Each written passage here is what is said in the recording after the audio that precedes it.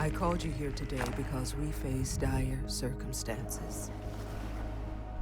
Our intelligence has confirmed the existence of a new threat that is unlike any we have seen before. This organization has the ability to carry out attacks anywhere in the world. Recruit your operators from among the world's foremost elite. Borders and protocols are irrelevant. We must be the shield that safeguards the civilized world from those who wish to do it harm. No matter how or where our enemies strike, no matter what defense they cower behind, Team Rainbow must stand ready. It is common knowledge that Rainbow Six has been through a dramatic aging process, from the good old days where gaming was balls to the wall and friendly, even all the way to where hand-holding was smacking you on the back of the head and snapping, "Get to it, son!" The series has always been known for its ethic, that you need to bleed before you are rewarded. Through a selection of different specialized and real-world teams, you, as Commander, pick from the best-known forces like SAS, Navy SEALs, Special Forces, GROM, and of course, Spetsnaz. Back in the old Rainbow, you then squadded up, took down terrorists in pre-planned pathway gameplay, while also saving hostages and disarming bombs. The question, though, is does Rainbow Six Siege become the right chapter for the games to turn to? Or is this a segment you should skip entirely?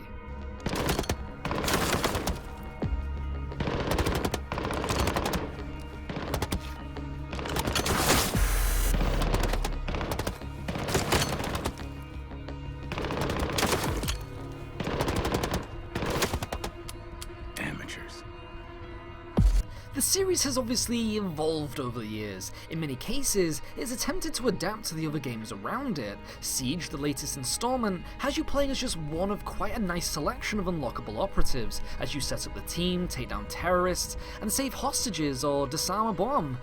Sounds familiar though, right?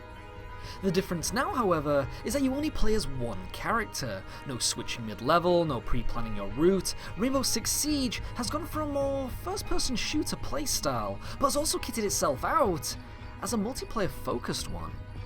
Now, gamers must communicate with other teammates, either via headset or keyboard, while also using the pre-planning stage to find where the enemy team is bunkered down and where the objective is placed. Gamers on the defending team, however, must barricade walls, cover choke points, and make sure pesky attackers don't mark and kill them, while also defending the bomb or hostage for the given time limit. Pretty equal stuff. First of all, Rainbow Six Siege is a game that does well at what it aims to achieve for itself. It gives you a tight shooter experience, with plenty of interesting and diverse characters to unlock. Does it require a grind? Well, yeah.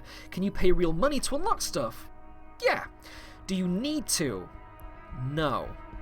Siege obviously wants you to stick around, while breadcrumbing you with a number of unlockable goodies such as mentioned operatives, weapon skins, attachments, and just recently, costume unlocks. Even the DLC operatives can be unlocked by just playing, but what's great is that while you have the ability to buy boosters to increase your currency intake per match, it isn't required of you. The game simply rewards avid and dedicated players for just enjoying the game, with enough cash to keep you from getting tired and enough unlockable variety to make you go, I want it.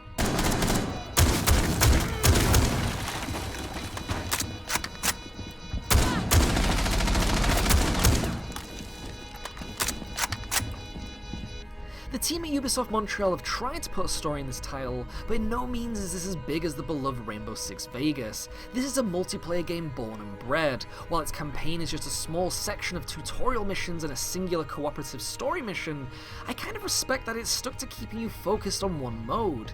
It's multiplayer. Provide cover for the asset as you move to the extraction point, eliminating any hostiles you encounter. Good luck.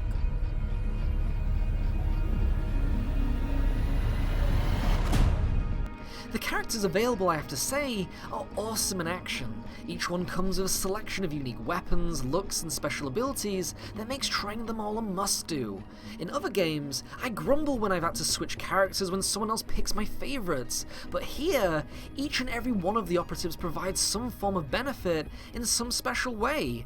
When it comes to victory, it's down to you and how effectively you use them. Sledge, for instance, comes with the ability to sledgehammer through walls, doors, and windows. Capcan can booby-trap entrance points with deadly explosives, Frost can place incredibly hard-to-see bear traps for instant incapacitation, and Twitch controls a very own shock drone that provides recon and can even taser enemy health via chip damage. What's great is that this is only 3 of the characters. There are plenty more to play, and they are all awesome in their own unique way.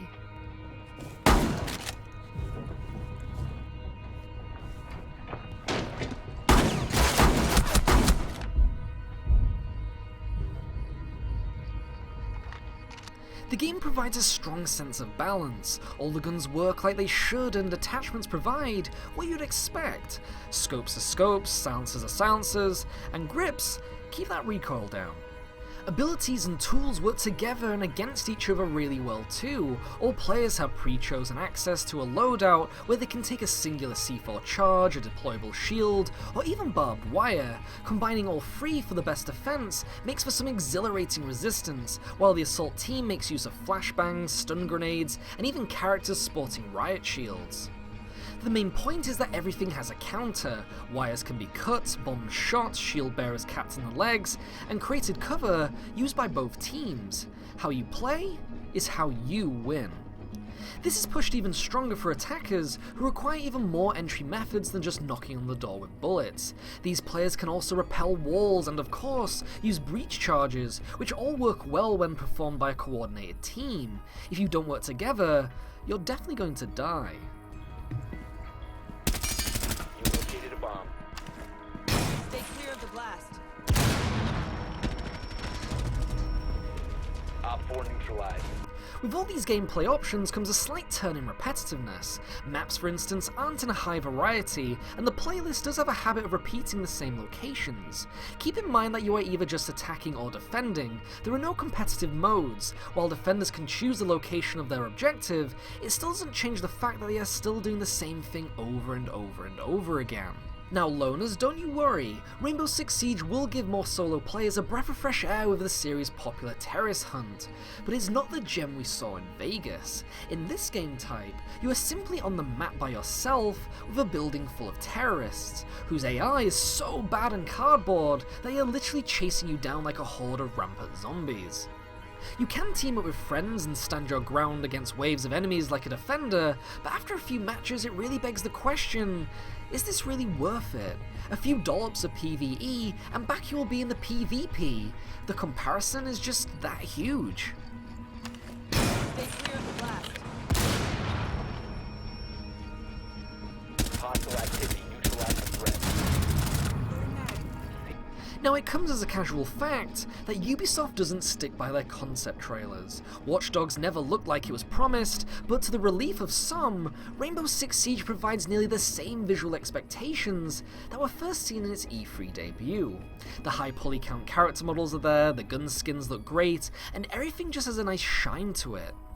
Environments are on the short side of bland, sadly, and maps like the series' popular plane level just leaves a lot to be desired. Characters also stand out a little in their surroundings thanks to the nice polish that they are given, but it's not a huge complaint, just a noticeable itch. One game-changing mechanic that Siege debuted is the added ability to destroy your surroundings and make your own cover. Walls react to bullets, and the idea of a customizable environment through basic wall-based destruction is a very cool one. Again, it's not on the level of what was initially proposed, but the capability to shoot through floors to see what's under you is welcomed, visually and through gameplay. Op 4 last stop standing. Diffuser located. Protect the bombs, disable the diffuser.